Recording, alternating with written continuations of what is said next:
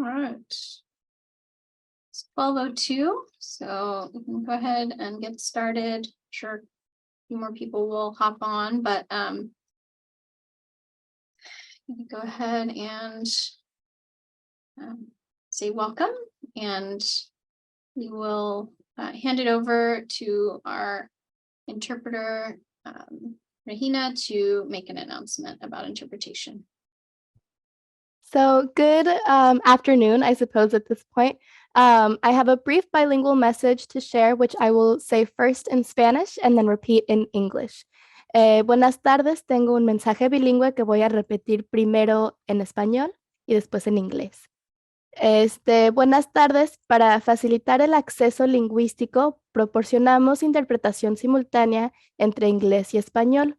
Si usted es bilingüe, no tiene que presionar nada, pero si usted no es bilingüe en inglés y español, tendrá que elegir el idioma en el que desea escuchar la interpretación. Si está usando una computadora, verá un icono en forma de globo en la parte inferior derecha de su pantalla que dice interpretación. Haga clic ahí y seleccione español y haga clic en Done. Si está usando la aplicación de Zoom en un iPad o teléfono o tableta, busque el menú de 3 puntos en la parte superior derecha de su pantalla, haga clic en interpretación de idiomas y elija español. Todo esto está presentado aquí en la pantalla, como puedan ver como ejemplo directo de lo que tienen que hacer. So, good afternoon. In order to provide language access, we will be providing interpretation between English and Spanish. If you are bilingual, you do not have to press anything, but if you are not bilingual in English and Spanish, you will have to select the English channel to be able to hear the correct language of this presentation. If you are on a PC or laptop, look for the globe icon on the bottom right of your screen that says interpretation and select English. If you're on the Zoom application on an iPad or your phone or tablet, locate the 3-dot menu on the top right, click on language interpretation, and then select English. Thank you. Thank you. And I'm going to go ahead and start interpretation so that can be accessed. So that should pop up and folks can access it. Thank you for being here and interpreting, Regina. All right. So today here for our service change webinar, proposed service changes for August 2023, and I'm going to go through those. I'm Hillary Blackerby, Planning and Marketing Manager for Santa Barbara MTD. And as far as questions or comments for this session, I'm going to go through my presentation and then we'll take questions. The way that we'll do that is using the Q&A feature, which if you look at your meeting controls, all the meeting controls that pop up at the bottom of your screen, if you're on a computer, you should be able to see Q&A. You're welcome to put questions into the Q&A during my presentation, but I'll be addressing them at the end. And yeah, so that's how we will handle it. If you would like to, when we get to the end, if you'd like to ask your question verbally, as opposed to putting in Q&A, you can click the raise hand feature and we'll answer those questions, and we can unmute you and answer those questions at the end. So that's how it works, but for now you'll be in listen only mode. So thanks for joining us today, and I'm going to walk through a quick overview of our proposed service changes, which would go into effect August 14th of this year, 2023. So I'm going to get into the specifics of each one, but these are the broad strokes. We're hoping to increase service, increase frequency on our line 28, our UCSB shuttle. We're looking to start a new line 19X service, which is an express service between Carpinteria and Santa Barbara City College. And then we're hoping to start a new type of service called microtransit, something we're calling the Wave, in Goleta and Isla Vista. And then finally, we are doing a little bit of routing change, hopefully to the lines 23 and 25 at the westernmost point. So we would connect to them. They're not currently connected, but we'll get into details here in a few slides. So first of all, line 28, for those of you who aren't familiar with it, it is service that's actually, operations are funded by UCSB as part of a mitigation for housing that was built out on the Stork and El Colegio corridors. This service has been in effect since about 2015. It's been extremely popular from the start. It goes from Camino Real Marketplace, down Stork, down El Colegio to UCSB. Before the pandemic, it was very frequent. Headways were every 10 to 12 minutes. When campuses closed due to the pandemic, we paused the service, so it wasn't running at all. Fall of 2021, we brought it back. It's currently at headways of every 36 minutes. So not very frequent. There's obviously other service that serves those corridors. It's not very frequent. The demand is significant, kind of always, but also right now, we do use our 60-foot articulated buses on those, which can fit over 100 people, but we still need more service out there. We are leaving people behind at times. So what we're exploring is restoring for some portion of the day to 18-minute headways, depending on bus operator availability. And I'll make a quick note about sort of all of these changes. It's April, we're planning for August. We are doing our best to look into the crystal ball to see what kind of workforce we'll have in August to be able to bring back service and start new service. It is possible that we may not have enough bus operators to add all of this back. So just want to have that caveat that right now, this is what we hope to bring back. We won't be able to bring back more than what we're proposing here. But it is possible if our hiring doesn't continue at the pace we'd like, or there's a lot more retirements, then it may be something less than what we're proposing here. But this is the most that would happen in August. Hopefully that makes sense. So that's line 28. New service. We've not launched new service that didn't exist before since about 2015 when the line 28 began. So I'm going to walk through these two services. The first one is an express service. Like I said, it's connecting Carpinteria, Santa Barbara's East Side, and the City College campus. You may know that we had line 21X, which was our Carpinteria Express for many years.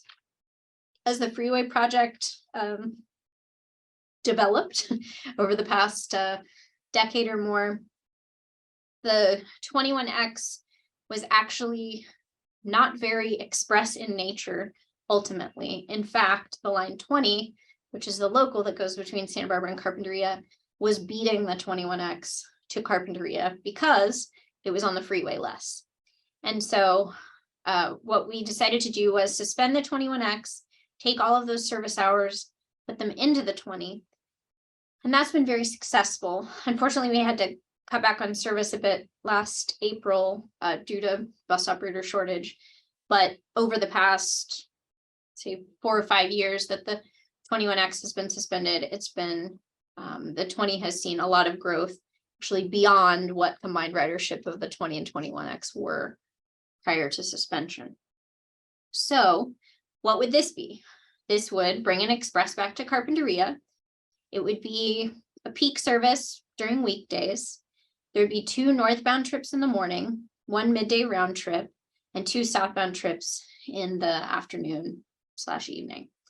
It would operate year round, so it would be in the summer, except for Santa Barbara City College spring and winter breaks, but otherwise it would operate Monday through Friday.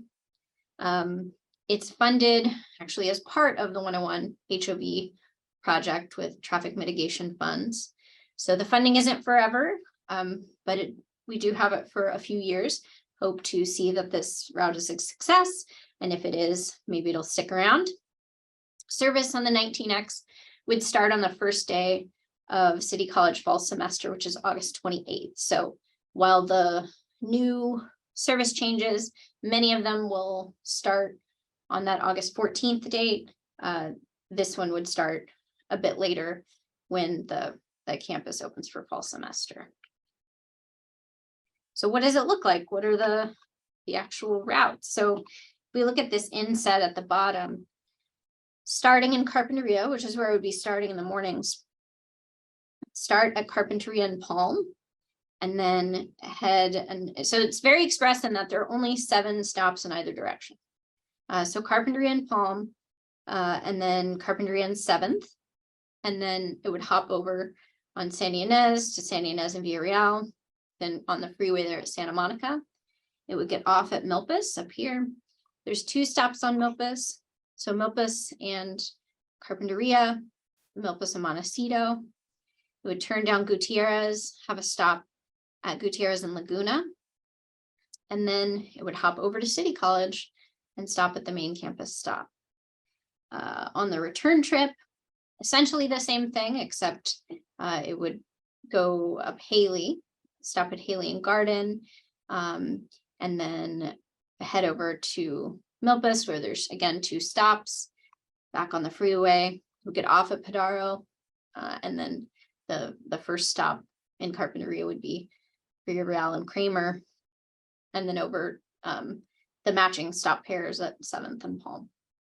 It's actually Holly and Palm there. So that's where those stops would be for 19X. My next slide, I just sort of walked you through all these stops, but these are the stops that it would stop at. And then the trip departure and arrival time. So the trip departure times at the far end in Carpinteria, at Carpinteria and Palm, would be 7 a.m., 8 a.m., and 11:45 a.m. That's that midday trip. And then you can see the arrival times to the right here at City College at the end of the line. And then on this side, leaving City College, it would leave 12:40, 4:30, and 5:30. So this is structured in a way that people who are going to class, people who have early morning classes, will be able to get there. People who have, they don't have to start class till midday, could get there. And then for people who work at the campus on sort of a regular 8 to 5, they would have options as well. And if they need to get home midday or just working half day, they have that midday round trip. So that's helpful. Take a sip of water and then talk about microtransit. All right, so we are hoping to start this new service. We've actually had planned for several years, but the pandemic got in the way of us kicking it off. So what is microtransit? It's flexible, on-demand, curb-to-curb service between 2 points within a specified zone for a flat fare. It'll be operated with, pictured here, all-electric Ford Transit vans that we have. We have 3 of these. And rides will be ordered via a smartphone app called Transloc or a call to the transit center. Now, as I'll talk about this planned span of service, the span of service actually does go outside of some of the transit center hours. So if you're booking by phone, you'll only be able to book rides when the transit center is open, not all hours of that. Otherwise, you'd have to use the smartphone app. We have operating funding for this on a temporary basis. So this is going to be a year-long pilot. Hopefully it goes really well and money falls from the sky to continue it, but we're going to see how it goes to test it out. The planned span of service is Tuesday through Sunday, 10 a.m. to 9 p.m. We'd love to do it 7 days a week, but we only had so much operating funding. And so we figured that Sunday was more important than Monday as far as getting around and doing what people need to do. There's the regular one-way fare, standard fare is $3. If you're 62 and over or a person with disabilities, it's half that at $1.50. And you'd be able to transfer for free to fixed route service from this. So if you just took a microtransit trip, then you have an hour to transfer to our fixed route service for free. And so you'll be given a transfer on the van.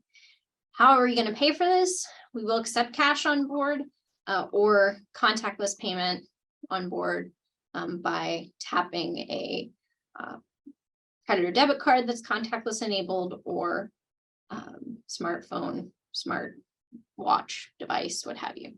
So those are the two ways to pay. You won't pay through your app, so you won't have to put your credit card number into anything. So where's this going to go? So it's going to serve points, mostly points in Goleta, but a couple in Isla Vista. So I'll walk you through this map, starting at this large gray area at the top. So I mentioned microtransit will pick up within zones or at specific points. So I'm going to talk about the zones first. So this one on the eastern boundary is Patterson Avenue, North Patterson. On the north, it's Cathedral Oaks. On the west, it's Los Carneros. To the south, it's Caireao, the 101, essentially.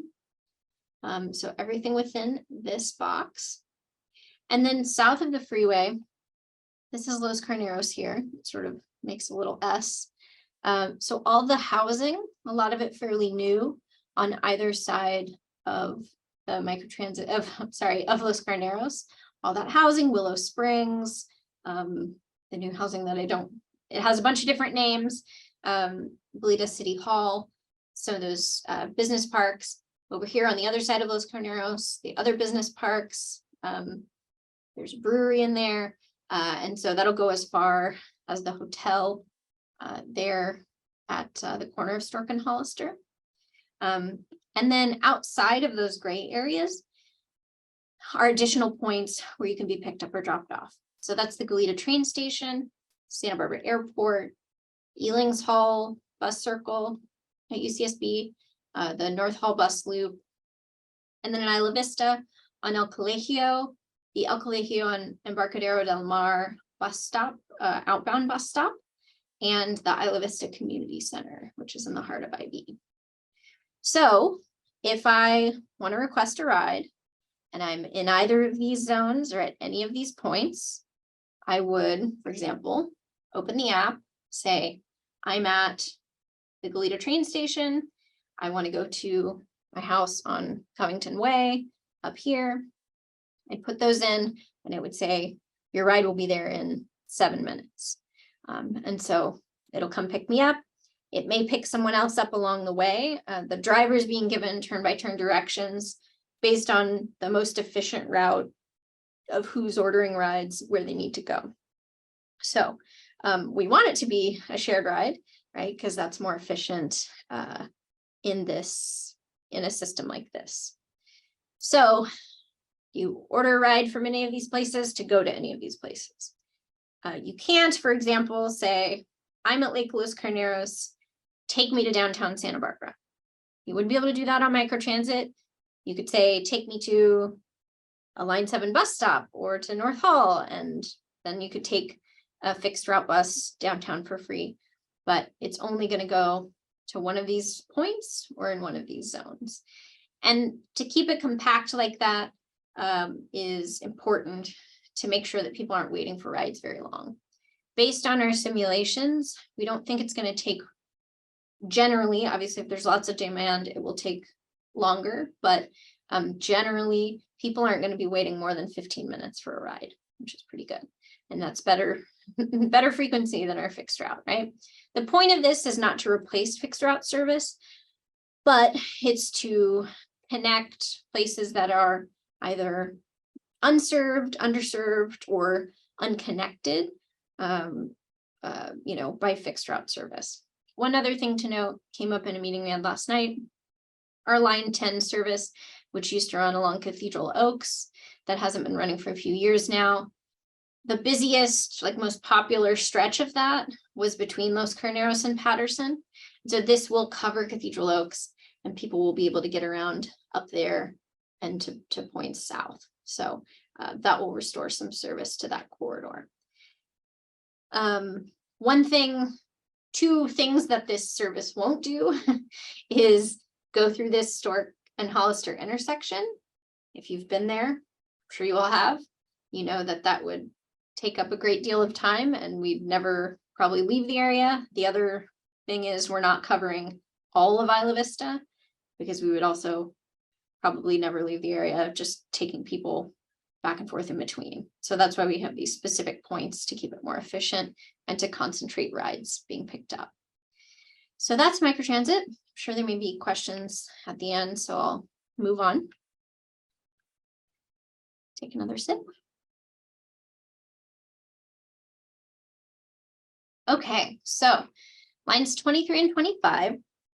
For those of you who don't ride buses in Western Goleta, the 23 serves the El Encanto Heights neighborhood, which is the neighborhood north of the 101 around the Dos Pueblos area and Brandon School, that area north of the freeway. The line 25 is our Elwood and Winchester Canyon route. So it goes west of the Stork and Hollister intersection and then up and over the freeway to Winchester Canyon neighborhood. Currently, the routing on the screen, this is a current routing, okay? The black's the 25, the light blue is 23. I'm going to show you on the next slide what the change would be, but you can see here currently, the 25 ends right here, the 23, it's very close, but they don't touch. They used to, a long time ago, they were unlinked for reasons. This was before my time. And so we've looked at sort of our operational issues now, and we think that linking these will be good for us sort of internally, operationally, but particularly for riders, because what it will mean is every outbound 25 will become an inbound 23, and every outbound 23 will become an inbound 25. So you're really, right now, if you were over here by Dos Pueblos High School and you wanted to go to Sandpiper, you'd have to go down here, transfer, and or walk a really long way, right? This way, you'll just be able to hop on outbound over here, and then you'll get to the Sandpiper area. And you don't have to switch buses or walk a few blocks or whatever. So it'll give you a 1-seat ride. I'll talk about the interlining. They'll be interlined with each other, but they're already interlined with the line 6 and 11, and I'll explain what that means and what that will mean with changes. So this is the new routing, and I'll probably toggle back and forth between. Really no big change for the 25. It still charges along Hollister through the Elwood area, goes over the freeway, and instead of doing this little Bradford loop-de-loop, it will end here at Winchester Canyon and Bradford. So neither route will go on Bradford anymore. And so the 23, the outbound will head much the same way it did before. But if you toggle back, you can see this area. It didn't go over here. This is Salisbury. It's not marked. This is Salisbury. And it went on Cathedral Oaks. There's a stop here at Brandon and Cathedral Oaks. We won't be going on Cathedral Oaks, but we'll get pretty close. So this is Brandon here. So it's just sort of really a block away, block and a half away from where it was. So it'll be one place it wasn't before, which is on Salisbury here, and it won't be on Cathedral Oaks. And like I said, the 25 won't be on Bradford. So those are some of the differences. Buses do go on Salisbury right now, but it's a specific booster for Dos Pueblos. So there are already existing bus stops there. We'll just use them with the 23 additionally now.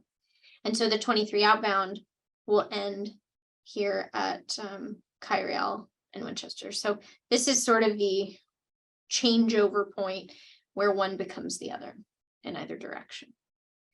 So those would be the changes. Pretty minimal.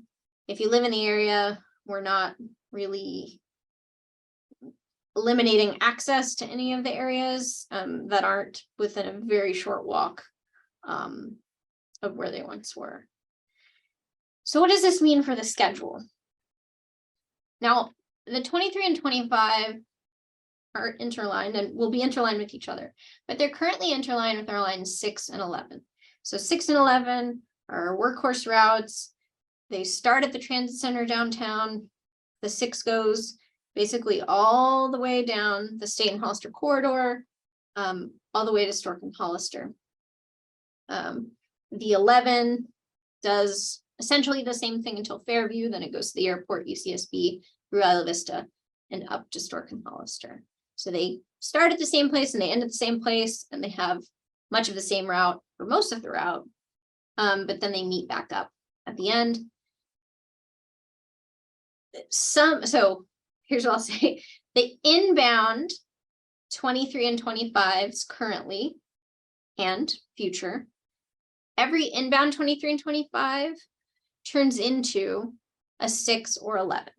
Okay, so that's a nice thing, because if you're out here and you want to go downtown or somewhere in Old Town or UCSB or whatever, you don't have to switch buses. If you're on the 23 and you're doing an inbound, it becomes an 11.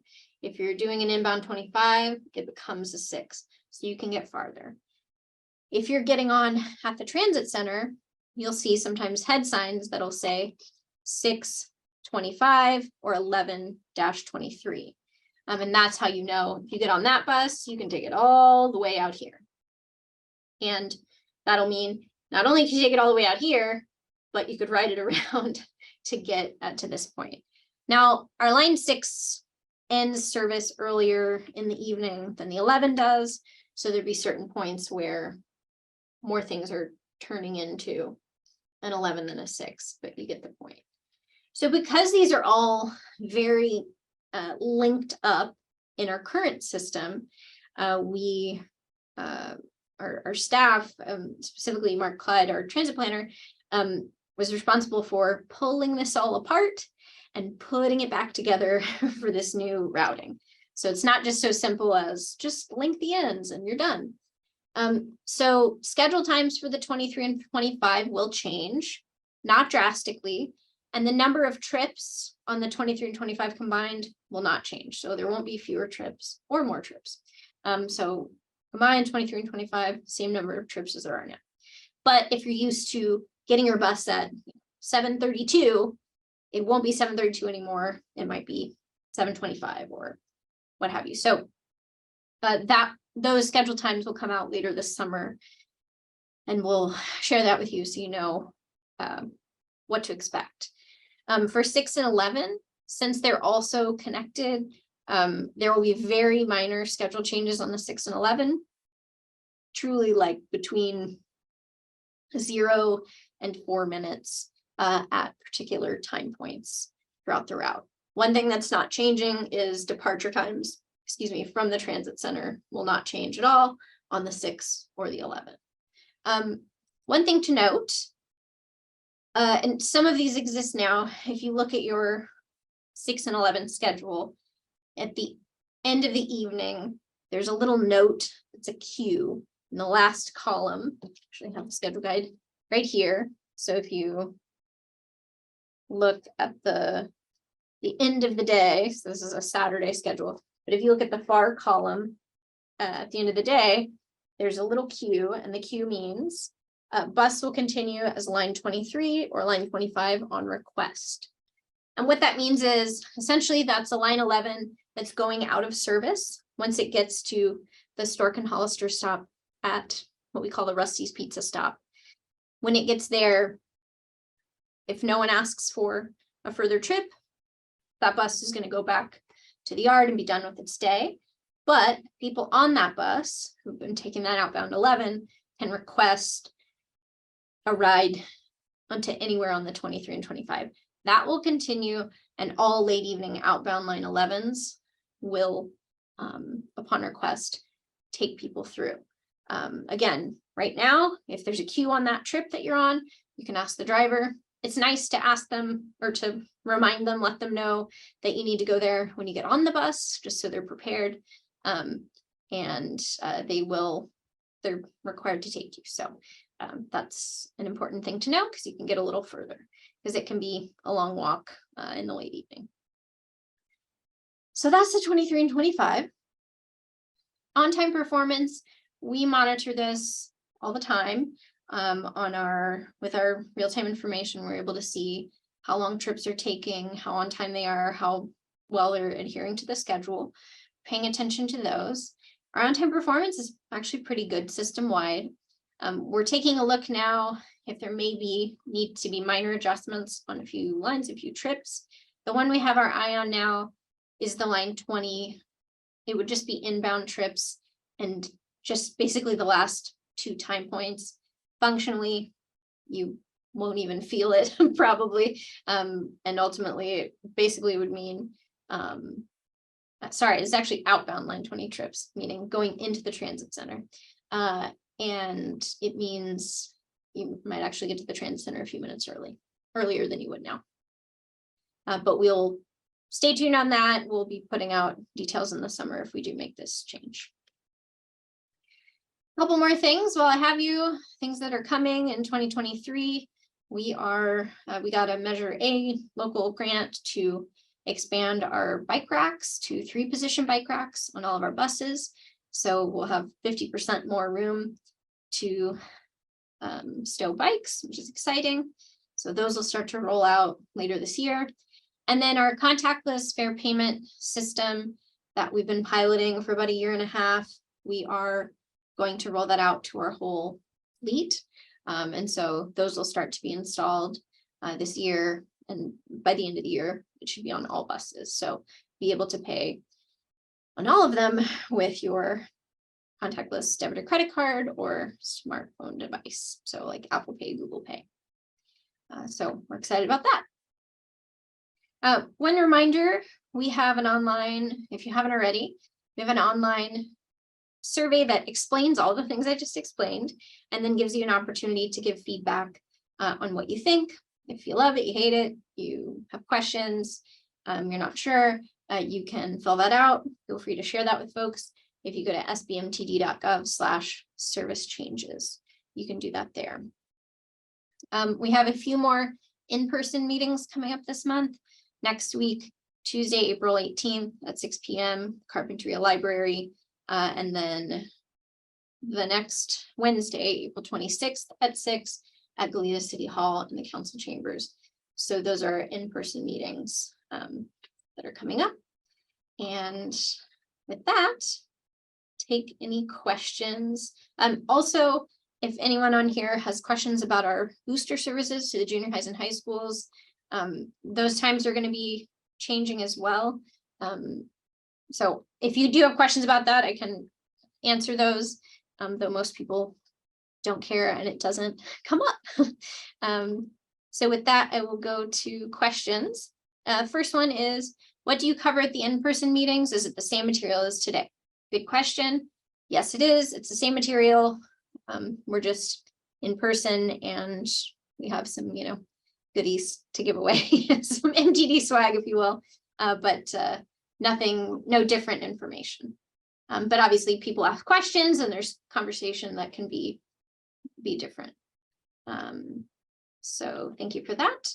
Other questions, if you want to put them in the Q&A, or you can use the raise hand feature to raise your hand if you have questions or comments.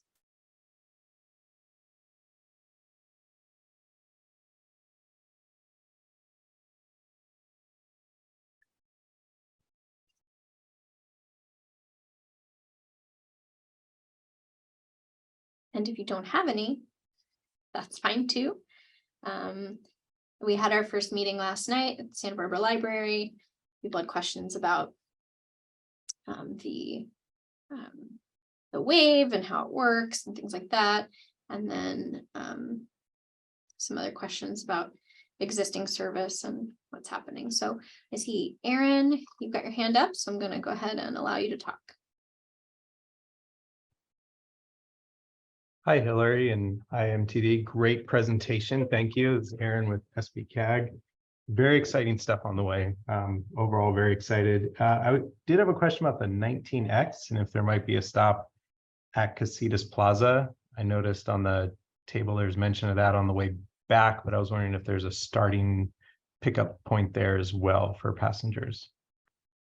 Yes, so it's actually just past Casitas Plaza. So if you can see on my screen, so see where the C is.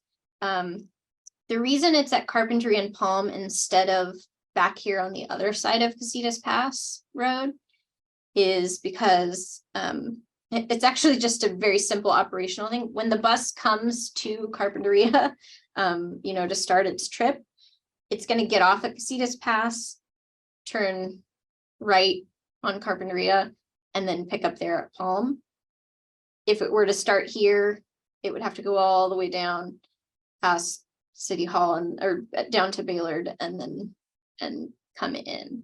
So we thought that this was a decent, it's right next to the Shepherd Place strip center. So it's just across Casitas Pass is where it picks up. Great. And the next question was, would there be any parking available in that area, or is there on-street parking that can go all day? Good question. I'm not sure. I don't know what the sort of rules about those shopping centers are, if they have any kind of enforcement. It's an interesting question because, the Airbus picks up Casitas Plaza, and I don't know if people are allowed to park there, but I have a feeling some of them do. So there is parking in the neighborhood, sort of further over here into town where the residential areas are. There's street parking that I think is pretty generous timing wise, and there seems to always be space. But that's a good question.